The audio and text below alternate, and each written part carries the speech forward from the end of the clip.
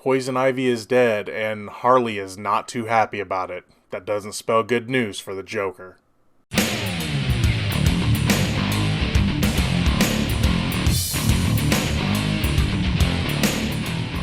Hey everybody, what's going on? Welcome to an all-new Crossin Streams. As always, I am your host, the real Geno Reynolds, and today we're going to be taking a look at the conclusion of Season 1 of the DC Universe's Harley Quinn series, this one entitled The Final Joke. I will warn you, there will be spoilers in this review. Also, they have not confirmed that there's going to be a Season 2, nor have they said that the show's canceled, but we'll talk about that a little bit at the end of this review. When we last left off, Poison Ivy had been killed by the Joker by Massive Harpoon, and Harley was none too happy. At the beginning of this episode, they're burying her, but then, of course, after Clayface gives a fantastic eulogy, which just happens to be stolen from a movie, of course, Harley starts to storm off and is going to go get the Joker, but her team stops her, but she actually comes up with a plan where she is going to team up with Batman to take down the Joker, who has destroyed the Legion of Doom, as we saw in the last episode. Batman at first is reluctant to team up with her, but she convinces him that she has what he wants. They go to confront the Joker, and they pretend that they have captured Batman. That being said, it's not really Batman. It's Clayface pretending to be Batman, which of course leads to the plan going awry. As Batman's trying to sneak into the base, the Joker realizes that Clayface is pretending to be Batman, and he is able to capture Batman. And then for an entire week, the entire team has been captured except Harley, and Batman has been captured, and the Joker owns Gotham.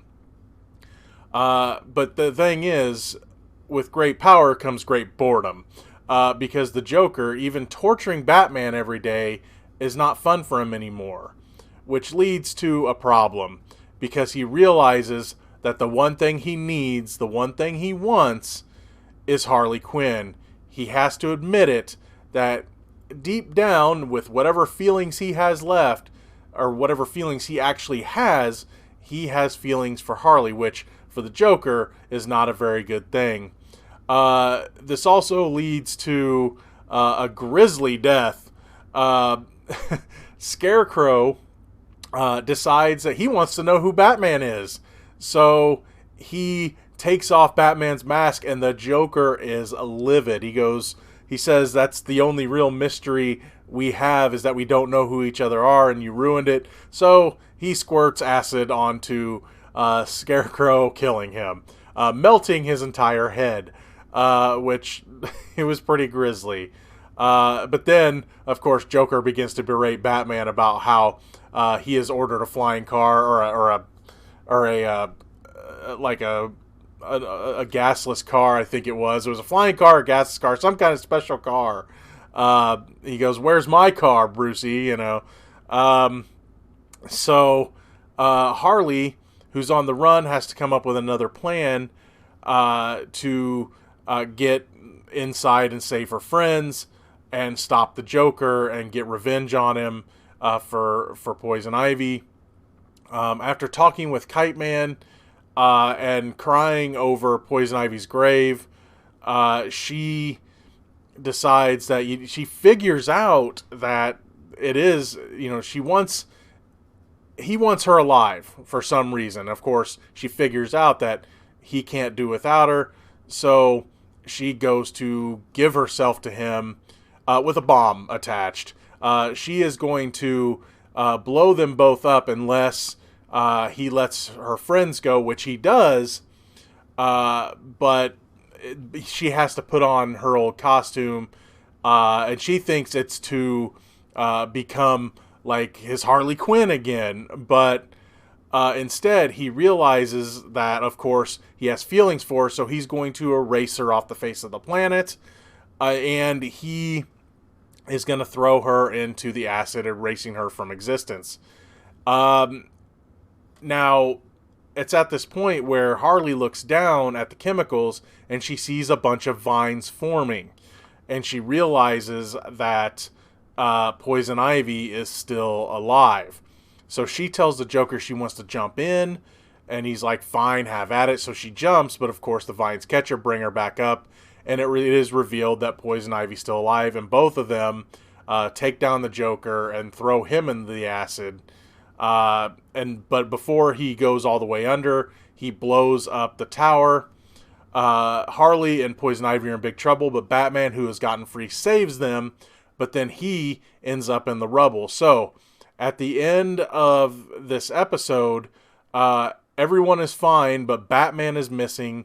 At the end of the episode, we do see the Joker's hand pop up out of the rubble, and he laughs, but then he either faints and or dies.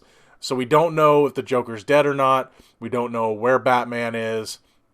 So the episode ends with the whole team looking out at Gotham in flames. They're like, the Justice League are gone.